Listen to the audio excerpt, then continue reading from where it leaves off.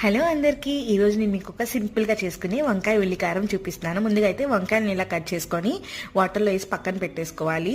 ఇప్పుడు ఉల్లికారం కోసం పెద్ద సైజ్ ఆనియన్, వెల్లుల్లి, అల్లం, తగినంత కారం, ధనియాల పొడి, సాల్ట్ అండ్ జీరా వేసుకొని ఇలా ఫైన్గా పేస్ట్ చేసి పెట్టుకోవాలండి. ఇది ముందుగా కట్ చేసిన వంకాయల్లోకి ఈ స్టఫింగ్ అనేది పెట్టుకోవాలి. ఈ వంకాయ కారం అనేది చాలా బాగుంటుంది. ఇప్పుడు ముందుగా అయితే ఒక కడాయిలోకి ఆయిల్ యాడ్ చేసుకొని పోపు దినుసులు యాడ్ చేసుకోండి. మీకు పోపు వేసుకోవడం ఇష్టం లేకపోతే పోపు వేయకుండా డైరెక్ట్గా వంకాయని వేసేసుకొని సిమ్లో పెట్టుకొని బాగా ఉడికించాలన్నమాట. రెండు సైడ్లు కూడా లోపల ఉండే స్టఫింగ్ కూడా మంచిగా వేగేటట్టు ఉండాలన్నమాట. సిమ్లో పెట్టుకొని కుక్ చేసుకోవాలి. మన ఛానల్ని చాలామంది లైక్ చేయట్లేదు, సబ్స్క్రైబ్ చేసుకోవట్లేదు. మీకు వీడియో నచ్చితే లైక్ చేయండి ఫ్రెండ్స్, అండ్ సబ్స్క్రైబ్ కూడా చేసుకోండి. అంతేనండి, చాలా సింపుల్గా క్విక్గా అయిపోయే వంకాయ ఉల్లికారం. మీరు కూడా ట్రై చేసి ఎలా వచ్చిందో కామెంట్ చేయండి. అండ్